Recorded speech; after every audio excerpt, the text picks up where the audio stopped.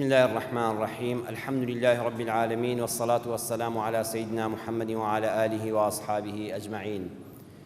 إيمان داران و خواناسانی زۆر بەڕێز هەموو لایەکتان بەخێر بێن بۆ مزگەوتی ڕێگای بەهەشت لە دوور و نزیکەوە خێر و بەرەکەتتان هێناوە و بە خێر و بەرەکەوتەوە ئینشەڵڵا دەچنەوە ماڵەکانتان. لە زنجیرە باسی ڕوونتردا بابەتی ئەم جارەمان لە شەوی پیرۆزی 27 مانگی ڕەمەزانە لەم شەوی قەدرە و پڕبەها و قەدر و حورمەتەدا بە ناونیشانی شەوی قەدر شەوی لێبوردەیی. خۆشەویستانم لە ژیاندا بەریەککەوتن هەیە. لە ژیانی ئینساندا کاتێک کە ڕۆژانە ژیان بەسەر دەبین بەریەککەوتن هەیە لە نێوان ئەندامەکانی خێزاندا، تاوەکو هەموو ئەو کەسانەی لە هەر شوێنێکن دەبنە دراوسێ یەک کە بوویە دراوسێ لەگەڵ دراوسێکەتا بەریەککەوتن دروست دەبێ، لەگەڵ هاوپیشەکەتا، لەگەڵ هاوکارەکەتا، لەگەڵ هاوسەری ژیانەکەتا، لەگەڵ جگەرگۆشە و مناڵەکەتا. جایان ئازاریان دەدەی یان ئازارت دەدەن. لە هەموو بەریەککەوتنێکی ئێمە لەگەڵ کەسانی دەور و بەرماندا یان ئازارێک بەردەگرین یان ئازاریان دەدەین. سەرنجام لە ئەنجامی ئەوەدا ڕق لە دڵا دروست دەبێ کە تۆ ئازارت دەن، کەسێ بۆ شەیەک ئازارتدا، بە هەنگاوێک بە هەڵوێستێک ئازارتدا ڕقێک لە دڵ تا دروست دەبێ.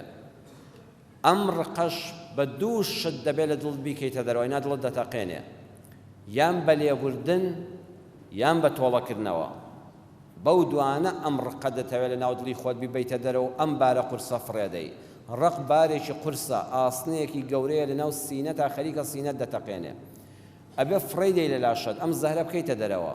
ئەم قمبەلەیە فڕێدەیتە دەرەوە، ئەینات پێتە ئاتەقێتەوە. ئەویش یان بە لێبوردن لە بەرامبەرەکەت یان بە تۆڵەسەنەوە. بەڵام ئیمامی عەلی هەزار ڕەحمەتی خوای لێبێ دەفەرمێ ئەو کەسەی تۆڵە دەکاتەوە سەعاتێک خۆشحاڵە، ئەو کەسێ ئازاری داوە بە قسەیەک، بە کردارێک، بە هەنگاوێک، بە هەڵوێستێک، بە ماڵ خواردنێک، بە لێدانێک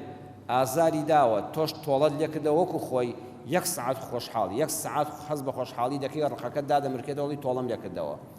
بەڵام ئەو کەسەی لێ دەبورێ ئەڵێ دەسەڵاتم هەیە، توانام هەیە، بەڵام من وەک تۆ خراپەکار نابم، من لەبەر خوا عەفوت دەکەم، حتا قیامی ساعە خۆشحاڵە، حتا ڕۆژی قیامەت خۆشحاڵە، لە قیامەتیشە ئەو خۆشحاڵی لەگەڵایە. جا ئایا ئینسانی ژیر سەعاتێک هەڵدەبژێرێ یان حتا قیامی ساعە هەڵدەبژێرێ؟ بە بێگومان ئینسانی ژیری وەکو جەنابتان حتا قیامی ساعە هەڵدەبژێرێ. بۆیە ئەگەر ئەم شەو عەرزمکردن ڕقل لە کەسێکە، کەسێ ئازاری داوی ڕقەکەت فڕێدە دەرەوە، بەچی بە لێبوردن، بڵێ خوا لەبەر خاتی تۆ لێ بورام، 100 لەو دەروونێکی ئیسراحەتت دەبێ، حتا قیامەت ئیسراحەت دەکەی و لە تۆڵەکردنەوەش خۆت دەپارێزی. ڕوونتر لەسەر لێبوردن و تۆڵە قسە بکەین. یەکەمیان نابێت لە تۆڵەدا نابێت تۆڵە لە خراپەکانی کەسێک بکرێتەوە بۆی ئازاری بدەیت. کەسێک خراپە، بۆ نمونە کوڕێکت کچێکت خراپە و بێگوێیە، نابێت تۆی باوکو دایک تۆڵی لێ بکەیتەوە بڵێ لە میرات بێبەشت دەکەم، ئەم کوڕم زۆر گوێڕایەڵ نییە، بێدینە، ئازارم دەدا، کاسپینەکەرە، ماڵ بە فیڕۆدەرە، شەر بێ تۆڵی لێ بکەمەوە بیتە زێنم، تۆڵی باوکو دایکە بۆی چێ وڵا لە میرات بێبەشت دەکەم. یان کەمت بەش بۆ دادەنێم، یان کام بەشە میراتەی خراپە و کە لە دوام بەجێمە ئەوە بۆ کوڕە خراپم بێ، بۆ کچەم بێ کە دڵی ئازار داوم. ئەوە پێغەمبەری خوا صلی الله علیه و سلم بەڕێزان نەهی لەوە کردووە، دەفەرمێ إن الله قد أعطى كل ذي حق حقه فلا وصية لوارث. لە شەریعەتی خوای گەورەدا خوا بەشی هەموو کەسێکی لە میراتی دایک و باوکەدا داناوە، هیچ کات وەسیەت مەکە ئەمەم بۆ فڵانە و ئەمەم بۆ فڵانە و ئەوەم بۆ فڵانە. نەخێر خوا بەشەکەی دیاری کردووە، کوڕەکەت ساڵح نییە تۆ حەقی خۆی بە تەواوەتی پێ بدە، کچەکەت ئازاری داوی لە ژیاندا ئەو شەرعی خوا بۆی داناوە بیدەیە، تۆ تۆڵەی لێ مەکەوە بۆی لە میرات بێبەشیکەی، شتی خراپی بدەیتەوە، فڵان کوڕەت زۆرت بۆ باش بۆ زۆریە دەمێ. یان بڵێ ماڵ مناڵەکەم ناساڵحە، شەر بێ هیچیان بۆ بەجێ نایاڵم، هەرچی ماڵ مەدەیکەم بەخێر. پێغەمبەری خوا صلی الله علیه و سلم نەهی لەوەش کردووە، حتا ئەگە بیشیکەی بەخێر هەموو بۆی تۆڵە لە ماڵ منداڵە ناساڵحەکەت بکەیتەوە، شەرع وەسیەتەکەت بەجێ ناکە، هەر تەنها یەک لە سەرسەی ماڵەکەت جێبەجێ دەبێ و ئەوەی تری شەرع قبوڵی ناکە. ئەو کەسانی کەوان لە میراتە تۆڵە دەکەنەوە، ئەمە بابەتێکە لەم کۆمەلگایەمەدا من ڕۆژانە دەیبیستم و پرسیاری خەڵکە، خەڵکێکەیە لە میرات بێبەشی دەکەن. ئەو کەسەی کە بە حساب بەرامبەرەکەی لە میرات بێبەش کردووە تۆڵەی لێ کردوێتەوە، بەڵام تۆڵەی لە خۆی کردوێتەوە، غەدری لە خۆی کردووە. پێغەمبەری خوا صلی الله علیه و سلم دەفەرمێ إن الرجل ليعمل والمرأة بطاعة الله 60 سنة ثم يحضرهم الموت فيضاران في الوصية فتجب لهما النار. ئینسانی وا هەیە لە پیا و لە ژن 60 ساڵ لە عیبادەتی خوادایە، بەڵام لە وەسیەتا دێ دەستکاری شەرع دەکا، ئەڵێ فڵان کوڕم بێبەری بێ لە میرات، فڵان کچەم هیچی مەدەنێ، فڵان خوشکەم شەر بێ هیچن نەدەمێ. دەستکاری ئەو شەرعی کرد کە میراتی بۆ هەموو کەس بەڕێک و پێکی داناوە، خوای گەورە بەهۆی ئەوە دەیخاتە ئاگری دۆزەخەوە. جا ئینسان کە چوو ئاگری دۆزەخەوە تۆڵی لە خەڵک کردەوە، یان تۆڵی لە خۆی کردەوە، تۆڵی لە خۆی کردەوە، زەر بە گەورەکەی لە خۆیدا. بۆیە هیچ کاتێک لەسەر ماڵی دنیا قەبری خۆت پڕ ئاگر مەکە. وەسیەتنامە بنووسە بڵێ خوای پەروەردگار بە شەرعی تۆ ڕازیم کە من مردم بە شەریعەتەکەی تۆ چیم لە پاش بەجێمە ئەوەی میراتگرمە و حەقی شەرعی دەکەوێ، خوایە تۆ چیت بۆ بڕیادا و من ئەوەی دەدەمێ. ئەمەندە بڵێ کافیە، نەچی لە بواری میراتە تۆڵە لە خەڵک بکەیتەوە، یان لێبوردەیی نەبێ و تۆڵە بستێنی لە بەرامبەرەکەت لە هاوسەرەکەت. قورئان باسی کەسێکمان بۆ دەکا، باسی کەسانێکمان بۆ دەکا کە لە ژنەکەی بێزارە، کە لە هاوسەرەکەی بێزار و دەیەوێت تۆڵەی لێ بکاتەوە بەچی بەوەی کەواڵە لەگەڵ تا جوود نابم، لەگەڵ تا ناخەوم. ئێمە پیاوانێکی ئەوەمان هەن، ژنەکەی ڕەفتارێکی خراپی نواندووە، قسەیەکی کردووە، هەڵوێستێکی نواندووە، سوێن دەخوا ئەڵێ لەگەڵ یان ناچمە سەر جێگا، پشتی تێدەکا و لەگەڵ یان ناخەوە، لەو ژوورەشە ناخەوێ ژنەکەی دەیەتی. قورآنی پیرۆز لە سوورەتی البەقرە ئاەتی 226 بۆ 227 دەفەرمێ للذین یؤلون من نسائهم تربص 4 أشهر فإن فاءوا فإن الله غفور رحيم وإن عزموا الطلاق فإن الله سميع عليم. هەر پیاوێک سوێن بخوا بڵێ ناچمە لای خێزانەکەم ماوەی 4 مانگ مۆڵەتی ئەدرێ، لە دوای 4 مانگەکە ئەبێ پەشیمان بێتەوە و داوای لێبوردن لە خێزانی بکە و ژیانێکی هاوسەری ڕێک و پێک دروستکە، بۆی نێ تۆڵەی لێ بکاتەوە بڵێ لەسەر ئەو کردارە ڕەفتاری نە تەلاقی دەدەم بە هەر ژنیشم بێ و لەگەڵیشیا جوود نابم و لەگەڵ یان ناخەوم و مافی سەر جێگاکانی نادەم. ئیسلام لێ قبوڵ ناکە. دوای 4 مانگ ئەبێ ڕخەکەت کۆتایی پێبێ، دەست لە ملانی خێزان بی و داوای لێبوردن و گەرناسایی لێ بکەیت. ئەگەر نەیکرد جمهوری عولەما دەفەرمۆن ئافرەتەکە دەچێتە لای قازی و دەڵێ خۆم بە تەلاقدان دەدەم و ژیانێکی نوێ دەست پێ دەکەم. کابرا بڵێ تەلاقیشم نادەم، قازی ئەمری تەلاقەکەی دەردەکا. ئیمامی ئەبوو حەنیفە ڕەحمەتی خوای لێ بێ دەفەرمێ هەر پیاوێک بێ ژنەکەی ئازاردا بەوە ئازاری بدا بڵێ وەڵڵاهی لەگەڵیشیان ناخەوم، دەبێت وەکو بێمێردیش بێ و بەحساب مێردی شێ و مێردیشی نییە، ئەوە عەزابی ئەدەم. چونکە ئافرەت زۆر بەوە قەڵس و ناڕەحەت دەبێ کە پیاوەکەی ڕووی تێ نەکا و لەسەر جێگا لەگەڵی نەخەوێ و ئاوڕی لێ نەداتەوە. لە حاڵەتی ئەوەدا ئاگر دەگرێت، لەم حاڵەتاندا ناڕەحەت دەبێ، بۆیە پیاو ئەم مافەی پێ نادرێ. ئیمامی ئەبوو حەنیفە ڕەزا و ڕەحمەتی خوای لێ بێ دەفەرمێ بە تێپەڕبوونی 4 مانگ بەسەر حاڵەتەکەدا کە ئەم پیاوە ویستوێتی ئازاری خێزانەکەی بدا، ڕاستەوخۆ تەلاقی دەکەوێت، ڕاستەوخۆ ژنەکە مەگە خۆی بڕیار نەدا ئەینا مافی جیابوونەوەی هەیە. إمام أبو حنيفة رحمة خوالي بدا فرمي تطلق عليه بائنة بمجرد مضى 4 أشهر على إيلائه. هر پیاوێک بێوێ تۆڵە لە خێزانەکەی بکاتەوە لەسەر ڕەفتارێک، لەسەر هەڵوێستێک، لەسەر کردارێک کە بەدڵی نییە، ئەڵێ دەگەڵیان ناخەوم، مافەکانی هاوسەری جێبەجێ ناکەم لەسەر جێگادا. ها ئیسلامی ئێمە بەڕێزان باسی هەموو ئەمانەی کردووە. ئەم پیاوە مۆڵەتی ئەوەی پێ نادرێت تۆڵە بەکاربێنێ بەرامبەر بە خێزانەکەی. دوای 4 مانگ ئیمام ئەبوو حەنیفە ڕەحمەتی خوای لێ بێ دەفەرمێ 100 تەلاقی دەکەوێت. ئافرەتەکە بۆی هەیە بچێت لە دادگادا نوسخەی تەلاقەکەی وەرگرێ و ژیانێکی سەر لە نوێ دەست پێ بکاتەوە. ئەو پیاوە هەرچی بڵێ من سمێڵ باوەڕم و تەلاقی نادەم، تازە دادگا تەلاقەی جێبەجێ کرد. چەند پیاومان هەیە، من ئەمانە لە خوشکانی بەڕێزی خۆم ێستا لە نووسراوەکانی پرسیار بۆم هاتووە، هیوای لە 1 ساڵە پیاوەکەی ڕووی تێ نەکردووە، لەسەرەوەی بۆ نمونە کچێکی بەشووداوە کتێتی خەتای تۆ بۆ کچەکەم حەزی لە فڵان کەس کردووە، بە قسەی دایکەکەی شووی کردووە. ئێمە کۆمەلگایەکی ئێستا بەڕێزان ئەم خەلەلانمانم هەیە. مزگەوت و شەوانی قەدر و دین فێری ئەوەمان دەکات. قورئانە وە سوورەتی البەقرە ئاەتی 226 کە دینی ئیسلام دینی تۆڵە نییە، دینێکە لە سنوورێکە مۆڵەتت دەدات، تێپەڕی 100 دەتگرێ، 100 گوێت دەگرێت، دەڵێن ناخێ هیچ کە مەجالی ئەوە نییە خەڵک ئازاد دەی. هەروەها لە شریعەتی ئیسلامە دەفەرمێ ئەگەر پیاوێک سەفەرێکی دوور و درێژی کرد، خێزانەکەی ئیهمال کرد، نەگەڕایەوە بۆ لای ئەم ژنە داماوەستەیەکە بە حساب مێردی هەیە، بەڵام لەو لاشەوە نیەتی شەوان بەتەنیا لەسەر جێگا دەخەوێت، بۆیە شووی کردووە لانەیەکی هەبێ ئامێزێکی گەرم لە باوەشی بگرێ، سۆزی بۆ دەرببڕێ جنسی تێرکە بۆیە بە حەڵاڵی جنسی تێرکە تووشی حرام نەبێ کابرا لە سەفەری خۆی هەر نەگەڕایەوە جا بازرگانی بێ گەشتیاری بێ زانستی بێ نەگەڕایەوە پرسی بە خێزانەکەشی نەکرد و ڕەزامەندی وەرنەگرت زانان ئیمامی مالیک و ئیمامی ئەحمەد دەفەرمێ دوای 4 مانگ ئافرەتەکە بۆی هەیە بچێتە دادگا و دادگا ئەمری تەلاقەکەی دەردەکا و ئافرەتەکە دوای عیدەی بۆ هەیە شوو بکاتەوە با کابرا ئەنجا بۆ خۆی هەر بڵێ تەلاقم نەداوە زۆر جار ئیسلام خەڵک و ڕخنەی لە ئیسلام دەگرێت کاکە تەلاق هەر بەدەستی پیاوە ئەی بۆ لەم شوێنانە دەسەی ناکەی کە قورئان ئەو مافەی داوەتە ئافرەت ئەگەر ئافرەتەکە لێبوردە نەبێ لە حەقی خۆی تەنەزول نەکا کەسێک تۆڵە لە ژنەکەی دەکاتەوە بە منداڵەکەی ژن و پیاوێک ناکۆشیانە بە یەکەوە ئیدارەیان نەکردووە ئەمجا عەزابی یەک دەدەن بە مناڵ ئەمە لە کۆمەڵگەی ئێمەدا لەم شارەدا و لەم کوردستاندا بەداخەوە بە چاوی خۆم دەیبینم ئێستا لەم سەدەی 21 ژن و پیاوێک بە یەکەوە ئیدارەیان نەکردووە ئافرەتەکە حامیلە بووە گەیشتۆتەوە ماڵی باوکی تۆراوە و ڕۆیشتووە دەڵێن تەلاق درراوە کۆتایی بە مەسەلەکە هاتووە لە دادگاینە مناڵەکە لە دایک دەبێت یەکسە بۆی دەکەنە پەڕۆیەکە و دەینێرنەوە بۆ ماڵی کابرای خاوەنی باوکی کچەکە ئەڵێ من مناڵی بێگانە بەخێو ناکەم ئەو پەڕی بە حساب تۆڵە دەکاتەوە تۆڵە دەکاتەوە لە زاواکەی ئەڵێ با مناڵەکە خۆی بەخێویکە ناڵم کچەکەم شیری بداتێ ناڵم مەمک بخاتە سەردەمی قورئان دەفەرمێت لا تضار والدة بولدها ولا مولود له بولده هیچ کەسێک بۆی نییە ئافرەتێک ئەزیێتدا بە منداڵەکەی ئەو ئافرەتە هیچ هێزێک نییە و هێزی عەشایرە کە هێزێکی دژ بە ئیمانی و ئیسلامیە ئەوە هێزی عەشیرەتگەری بەڕێزان دەبێت واز لێبێنین عەقڵمان بکەینەوە بۆ یاسا بۆ شەرعی خوا بۆ قورئان و سوننەی صەحیح پێغەمبەر صلی الله علیه و سلم بۆ یاسای وڵات نابێ من چۆنم پێخۆشە و تۆڵە لە فڵان کەس دەکەمەوە مەلوێتکەکەی بۆ دەنێرمەوە ئەمێ ئەم دایکە لە مناڵەکەیدا نەبڕێ ئەبێ شیری مەمکەکانی تێر بداتێ ئەبێ بەڕێزەوە بەخێویکە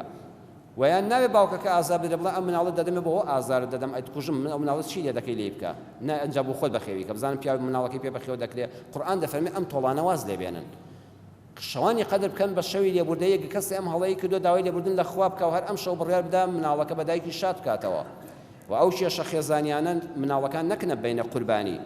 حتا پیا و ژنێک بە یەکەوە خەریکە تەلاق وەردەگرن ئەبێ باوکەکە بڵێ مناڵینە دایکی ئێوە باشترین دایکی سەرزەویە بەڵام بۆ من گونجاو نەبوو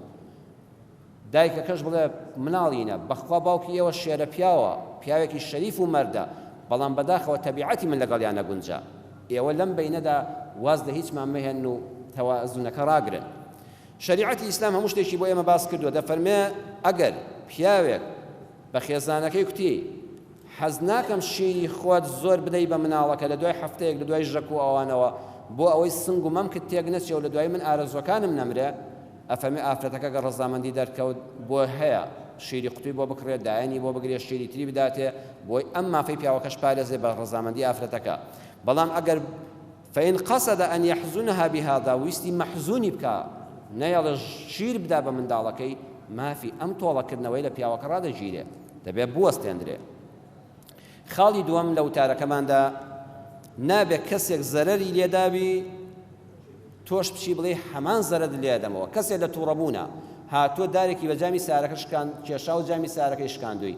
تۆش بڵێ وەڵا دەبێت بەدەستی خۆم تۆڵە لێ بکەمەوە بچم جامی سارەکەت بشکێنمەوە پێغەمبەری خۆسەم دەفەرمێت الضرر لا يزال بمثله زەرەر بە وێنە قەرەبوو ناکرێتەوە بەڵکو دەبێت بچی پەنا بۆ یاسابەری وەلیژنە تەخمینی بکە و پێی ببژێری حەقی خۆتە چۆن زەرەری لە ئۆتۆمبیلەکەت داوە جامەکەی شکاندووە شوختی تێکردووە بڕۆ بە پێی یاسا حەڵاڵی خۆتە مرور بڕیار دەدا پۆلیسی هاتوو چۆ ئەم زەرەدە بە چەندە قەڵدێنرێ پارەکە وەک شیری دایکت وەرگرە بەڵام ئەو مافەت پێ نادرێت تۆش دارێک دەست دەیتێ وەڵای چۆن سارەکەت شکاندوم دەبێت ئەوە سارەکەت بشکێنمەوە ئەو تۆڵە عەشیرەتیە عەشیرەتگەریە لە ئیسلامدا ڕەفزە ئەبێ شەوانی قەدەر شەوانی بە خۆدا چوونەوە بێ لە گوندێکی کوردستانە جارێک لە کتێبێکا خوێن وەڵا شەوان کابرا دەچوو تۆڵەی لە بەرامبەرەکەی دەکردەوە کلکی گوێ درێژەکەی دەبڕی ئەویش دەیگوت دەزانم چێ بڕیوێتی دەچوو شەوی داهاتوو دوو کوڕی دەنا کلکی گوێ درێژەکەی ئەویان دەبڕیەوە بە حساب تۆڵەی لێ دەکردەوە هەب وەختی ئەزانی ئەوە گوندێکی نامەوێ ناوی بڵێم وەختی گوێ درێژەکانیان فەقیر هەموو بێ کلک بوون هەموو کلکیان بڕدرا و بە حساب تۆڵەیان لێ یەکتر دەکردەوە ئێمە دەبێ واز لەو تۆڵانە بێنین لە شەوانی قەدردا شەوی قەدر بکەین بە شەوی لێبوردەیی شەی پەنابردن بۆ یاسا بۆ داواکردنەوەی مافەکانمان و کاتێکیش کە یاسا بڕیارێکی بۆ دەرکردین بڕیارەکانی یاسای وڵات بڕیارەکانی شەریعەتی ئیسلامن ئەوە حەز دەکەم ڕوونکەمەوە بۆ جەنابتان زۆر کەس دەڵێ مامۆستا وەڵی نازانم بە قانون ئیش بکەم یان بە شەرع بەڕێزان قانون لە ١٩ لە شەرعەوە وەرگیراوە بەڵام ڕەن بێت لە کۆمەڵە فەقەرەدا پێچەوانەی مەسەبی شافعی بێ مەسەبی ئیمام ئەحمەدی وەرگرت بێ مەسەبی ئەبوو حەنیفەی وەرگرت بێ مەسەبی شیعی وەرگرت بێ مەسەبی داوودی زاهیری وەرگرت بێ کەواتە هەر کەسێ بە قانون کاری کرد لە شەریعەت لای نەداوە بەڕێزان لە شەریعەتی ئیسلام لای نەداوە تەنانەت میرات دابەشکردن زۆر کەس ئەو پرسیارم ڕۆژان لێ دەکەم مامۆستا وەڵی نازانم لە قانونا میرات دابەشکردن دەبێ گوناحبار نەبی نەخێ بەڕێزم زۆر جا مافێکی زۆر بە پێ قانون دەگەڕێتەوە ڕەن بە لە مەسەبی شافعیدا غەدر لە کەسێک بکرێت بۆیە گەڕانەوە بۆ قانون گەڕانەوەی بۆ شەرعی خوا چونکە گەڕانەوەی بۆ هێزێک کە ئەم حەقەت تەطبیق دەکات بەڵام جارێ تۆ لە منی مامۆستای ئاینی دەپرسی قسەکەی من تا دەروی مزگەوت دەیخوا کابرا دەتوانێت لە دەروی مزگەوت بە قسەم نەکا بەڵام ناتوانێت بە قسەی دادوەر نەکا قسەکەی من لە بینی تۆدا سوڵحێکی عەشایریە بەیانی لە میراتەکەیە کوڕەزاکەت هەڵدەداتەوە و فیتنەیەک دەقەومێ بەڵام بڕیاری دادگا نووسراوە بڕیاری دادگا مۆری لەسەرە نەوەکانیشمان ناتوانن جارشکان بڕیارە بشکێنن و پەنا بۆ کێشە بەرن و پەلاماری چەکدەن لە یەکتر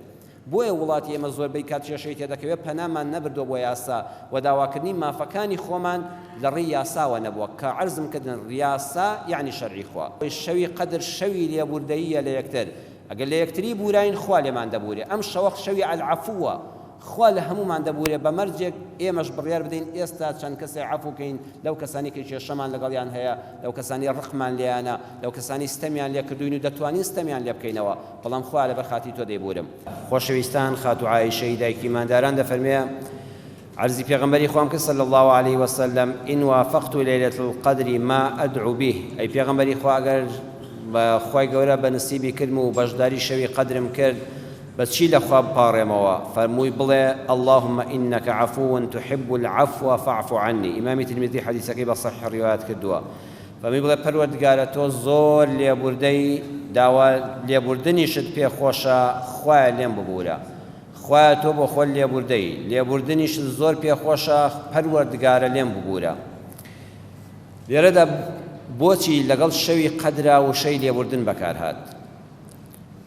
زانایان دەفەرمون ئینسان ساڵ 12 مانگ داوای لێ نەکراوە فریشتە بێ بەڕێزان هەر یەکێک لە ئێمە نابێ خۆی بخەڵەتێنێ تووشی گوناه دەبین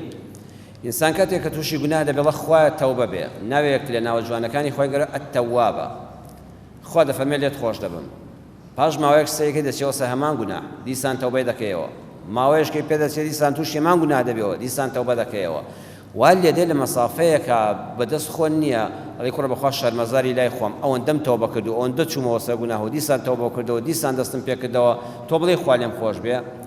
خوای گەورە یەکێک لە ناوەکانێکی کە لە تەوابیش بەیەسرا العەفووە عەفو یعنی چی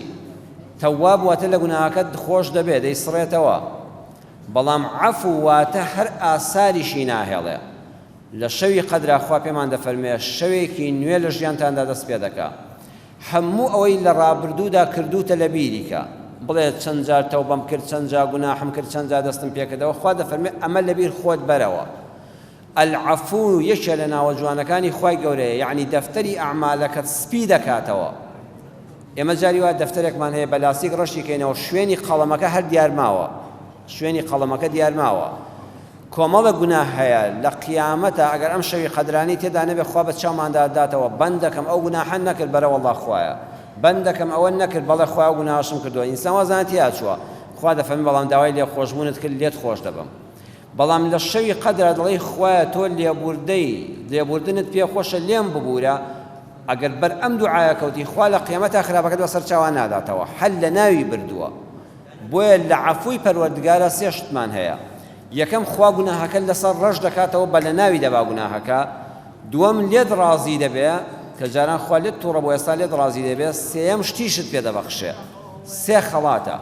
گوناهەکە ڕەش دەکاتەوە لە ناوی دەبا لێشت ڕازی دەبێ وەیوعتی پێشت دەبەخشێ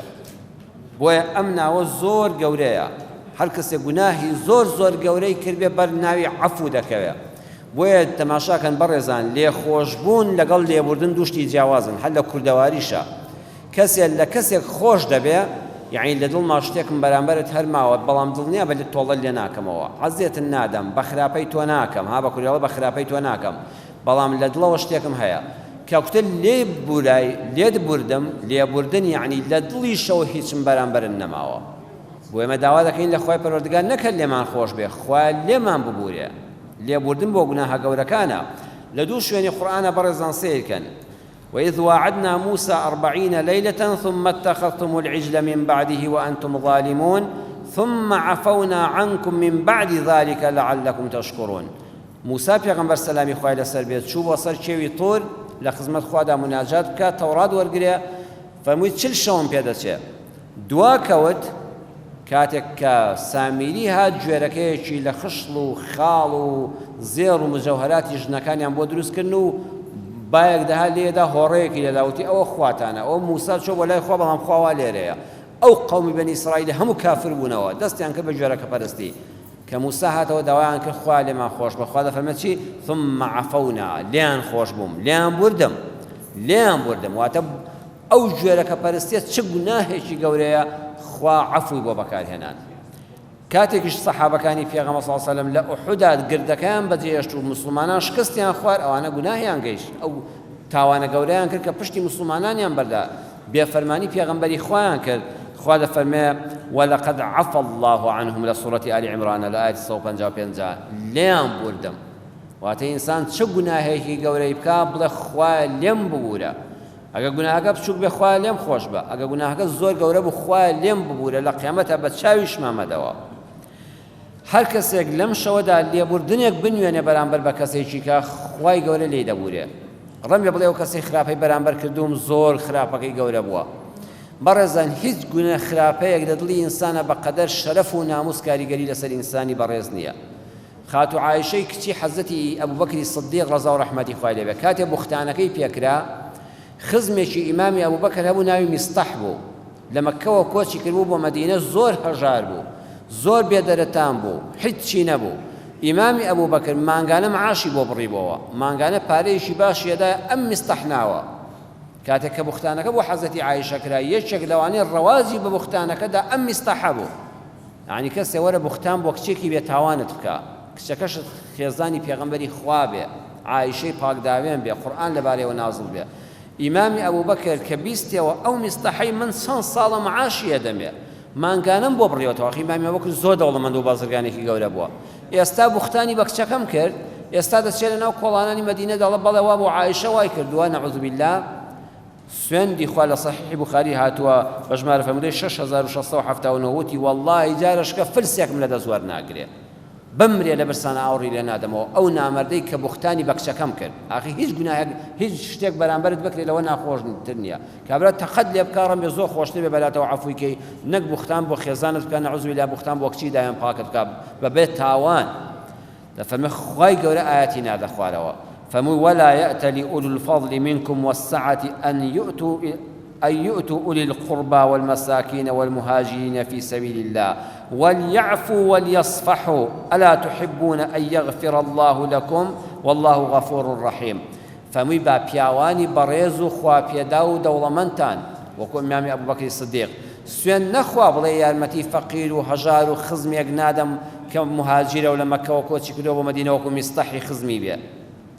با سوێن دیوان نەخوا بەڵام چی بکە وەلیعفو با لێ ببوورێ وەلیەصفەح و بە چاویشی لا نەداتەوە ئەها دوو شتە وەلیعفو خوا فەرمووی ئەبوبەکر لێ ببوورە ئەو گوناهە گەورەی بەرامبەر بەم کچە بێتاوانەکەی تۆ کردو بوختانی بۆ کردووە لێ ببوورە وەلیەصفەح و بانگیشی مەکە بڵێ هەی نامەرد بۆ وات کرد ئەوەشی لە چاودا مەدەوە لێی گەڕێ لەبەر خوا لێ ببوورە بە چاویشی دامەدەوە مانگانەکەشی لێ مەبڕە ئایا حەز ناکەن خوا لێتان خۆش ببێ یعنی هەر کەس ئێمایەتە پێمان دەڵێ خراپەیەکی بەرامبەر کردی دەسەڵاتت هەبوو نانی ببڕی قوتی ببڕی تۆڵەی لێ بکەیتەوە بیتە زێنی تۆش بوختانێکی لەوە پیستری بۆ بکەیەوە بەڵام لەبەر خوا لێی بورایی دان ئەمە زۆر گەورەی بە هەموو کەس ناکرێت لێی بورای بە چاویشتدا نەدایەوە چاکەی خۆشە دەرۆکو جاران لەگەڵ کرد ئللا خوا لە مقابلی ئەوەدا لێت خۆش دەبێت ئیمامی ئەبوبەکر کە ئەو ئاەتەی گوێ لێ فەرمووی بەرە وەڵڵا فەرمووی إني لا أحب أن يغفر الله لي بلا والله بلا والله حزدكم خواليم خوش به انجا فرمي والله لا أنزعها عنه أبدا قد معاشقي نابرم أو يارمتي جاران داوم يمستحناو كبختاني بوقت بتاوانا كم كر معاشقي خوي هرد دمي مانغانكي خوي هرد دمي وموشكي لنابرم خواليم خوش به خوا فرمي ليت خوش دبم أم شوي قدرة شوي عفوة هر كسي اللي خلق خوش به خواج لي خوش دبه ئاخری لە زنجیرە باسی ڕوونتراوە باسکەم دەڵی مامۆستا ئاخر لەگەڵ فڵان کەسە ئەگەر عەفووی کەم لێی ببورم لێی نزیکمەوە دەترسم تووشی خراپە بم. خوا دەفەرمێ خەڵک دوو جۆرە، کەسێک خراپە بەرامبەرت فمن عفا وأصلح فأجره على الله، لێ بوردی بەهۆی لێبوردنەکەی تۆ ئەویش چاک بوو، خراپەی بەرامبەر کردووی، ئەگە تۆ لێ ببووری و ئازاری نەدەی تۆڵەی لێ نەکەیەوە دەبێتە کەسێکی چاک و لە بینی خۆی خوادا تۆبە دەکا و ئەویش وەک تۆ چاک دەبێ، ئەوە لێبوردن زۆر گەورەیە، لێ ببوورە. زانین ئەگەر لێ ببووری عەفوی بکەی نزیکی کەیەوە لە خۆت ئامیستەح دوایی تۆبەی کرد، خوا لێ خۆش بوو. ئەگەر لە عەفوی کەی زیاتر خراپ دەبێت، زیاتر فرسەت لێ دێنێ، زیاتر زەربەل لێ دەدا، زیاتر خۆی زاڵ دەکا بەسەرتا، بڵێ کاکە تۆ لە ماڵی خۆتا و من لە ماڵی خۆم بەڵام دڵنیا بە من خراپم بۆ نابێ. ئەوەش خوا هەر پێی خۆشە. ناتوانم مەرحەبایت بکەم، ناتوانم بێمە ماڵت، چونکە ئەگەر لێک نزیک بینەوە دیسانەوە شەڕمان دەبێتەوە، لێک نزیک بینەوە دیسان بەیەک هەڵدەپڕژێنەوە، لێک نزیک بینەوە زەربە لێک دەدەین، بەڵام دڵنیا بە من چاڵ بۆ تۆ هەڵناکەنم، دڵنیا بە من خراپەت بەرامبەر ناکەم، دڵنیا بە من تۆڵەستێن نیم، بەڵام لە ماڵی خۆتا دانیشە و لە ماڵی خۆما دانیشتۆم ڕم بێ هاتوو چۆن نەکەم باشتر بێ، خوا ئەمەشی پێ ناخۆش نییە، مادام فڵان کەس ئیسلاح نابێ، مادام چاک نابێ. بەڵام ئەگەر زانی لێی ببووری ئەویش تۆبەیەکی نەسوحی دەکا و دەبێتە پیاوێکی ساڵح و ژنێکی ساڵحە، ئەوە فەئەجره عەلی الله، ئەجرەکە لای خوای گەورەیە و بەس بە خوای بسپێرە. لەم شەوە پیرۆزەدا داوا دەکەم لە خوای پەروەردگار یا ڕەبی خوا بە هەموو ناوە جوانەکانت سیفاتە بەرز و باڵاکانت لێت دەپاڕێنەوە، یا عەفوو یا ڕەبی خوای عەفومان کەی، یا ڕەبی خوا وامان لێ ببووری گوناهەکانمان لە قیامەتە هەر چاو پێ نەکەوێتەوە بەس شەر چاوماندا نەدەیەوە، یا عەفوو عەفومان کەی و لێمان ببووری، یا ڕەبی خوا دەفتەری ئەعمالمان لە خراپەکانمان ڕەشکەیتەوە. ئەم شەوێکی نوێیە یا ڕەبی خوا وەکو کاتی لەدایک بوون بۆ تۆ ئاسانت لە گوناهەکانمان پاکمان کەیتەوە، لاپەڕەیەکی نوێ لەسەر ژیانماندا هەڵبدەیتەوە. یا ڕەبی خوا لەم شەوە داوامان لێ بکەی دڵمان فراوان و گەورەکەی، دایمە لایەنی لێبوردەیی هەڵبژێرین بەسەر لایەنی تۆڵەدا، خوایە هەمیشە بمان پارێزی لە تۆڵەستێنی و ڕق و قین و غەرەز و بغۆز. یا ڕەبی خوا دڵمان فراوان کەی دایمە لێبوردە و نەرمونیان و لەسەرە خۆ بین. یا ئەرحەم الراحمین بە حورمەتی هەموو ئەو دەستە بە دەست نوێژانەی کە لەم شەوی قەدرەدا لێت دەپاڕێنەوە، یا ڕەبی خوا ئەم شەوە ئەو شەوە بێ کە عیبادەتی هەزارمان خێری هەیە، یا ڕەبی خوایش لەیلەتول القەدر بە نسیب کردبین، لێمان قبوڵ کەی. ماموو لە ماڵی خۆمانەوە هاتین و ماڵەکەی تۆمان ئاوەدان کردەوە، یا ڕەبی خوا تۆش ماڵەکانمان ئاوەدان کەیەوە، ماڵەکانمان پڕکەی لە خۆشەویستی، ماڵەکانمان پڕکەی لە ڕزق و ڕۆزی حەڵاڵ، ماڵەکانمان پڕکەی لە تەبایی خێزانی، ماڵەکانمان پڕکەی لە عیلمی شەرعی و زانستە شەرعیەکان، ماڵەکانمان پڕکەی لە ئەندامی بە کۆمەڵ بە سوود بۆ ئەم کۆمەڵگایە. یا ڕەبی خوای کوڕەکانمان ساڵحکەی، یا ڕەبی خوای منداڵەکانمان ساڵحکەی، خوایە تەلەبەکانمان سەرکەوتووکەی، خوای خوێندکارەکانمان ڕەحم پێ بکەی و سەرکەوتویان کەی. یا ڕەبی خوای لێشت دەپاڕێنەوە، دوعای هەر هەمومان بۆ لای تۆ ئەوە بێ ئەو کەسەی مناڵی نییە خوای ئەولادی ساڵحی پێ عەتاکەی. یا ڕەبی خوای شەوی نێبوونەوەیە لەم شەوە پیرۆزەدا بڕیاری خۆت قەڵەمی قودرەتی خۆت بخەیتە کار، هەر کەسێ مناڵی نییە ئەولادی ساڵحی پێ عەتاکەی. یا ڕەبی خوا زۆر کەس داوایان کردووە لەم بەندە زەعیفەی خۆت کە لەگەڵ ئەم موسڵمانانە پاڕێنەوە لە ماڵەکەی تۆدا کە خوا شیفای نەخۆشەکانیان بدەی، یا ڕەبی خوا شیفای نەخۆشەکان بدەی، یا ڕەبی خوا شیفای نەخۆشەکان بدەی، یا ڕەبی خوا شیفای هەموو نەخۆشەکانمان بدەی، یا ڕەبی خوا هەر کەس لە زڵ ئازارە خوا شیفای بەخێری بۆ بنێری، دەرزیەک دەرمانێک دکتۆرێک بکەی بە شیفا و سەبەبی شیفاکەی. یا ڕەبی هەر کەس تووشی نەخۆشە دەرونیە و نەفسیەکان بووە دەرونی ناڕەحەتە دڵ و دەرونی نائارامە، یا ڕەبی خوا ڕەحمی پێ بکەی، یا ڕەبی خوا لەم شەوەدا سەبوری بە دڵ و دەرونی بدەی، ئەوەی چاو بە فرمێسکە زەردەخەنە بخەیە سەر لێوی، ئەو کەسەی دڵ ناڕەحەتە دڵخۆشی کەی، ئەو کەسەی خاوەنی موسیبەتە بێ بە هاواریەوە، ئەو کەسەی مردووی لێ مردووە بە سەبوری بدەی، ئەوانەی مردوون و بەجیان هێشتین و ساڵانی پێشوو لەگەڵمان بوون، یا ڕەبی خوای هەر ئەم شەو لە قەبرەکەیان لە گوناهەکانیان عەفویان کەی، یا ڕەبی خوای عەزابی قەبرمان لەسەر نەبێ و عەزابی قەبر لەسەر ئەوانیش هەڵگری، یا ڕەبی خوای هەمومان لەم ماڵی تۆدا لە ڕێگای بەهەشتا کۆبووینەوە بمان خەیتە سەر ڕێگاکەی بەهەشت حتا دەچینە ناوەڕاستی بەهەشت و فیردەوسی ئەعلاوە، هەمومان ئەم دەستە جەمعیە ئەم موسڵمانانەی کە بەس ڕەزامەندی تۆ لێرە کۆی کردوینەوە، خوا هیچ ئیشی دنیایمان بە یەکتر نییە، خوا پێغەمبەری خوا ئاگادار کە بە حاڵمان کە داوای لێ دەکەین لەسەر حەوزی کەوسەری ئاوی پیرۆزمان بداتێ و تینوایەتی هەتاتایمان بشکێنێ، تاعەت و عیبادەتی هەموو لایەکمان قبوڵکە، یا ڕەبی خوا بەچاوی بەزەی سیرمان کە، عاقبەتمان خێرکە. وصلى الله على سيدنا محمد وآخر دعوانا أن الحمد لله رب العالمين.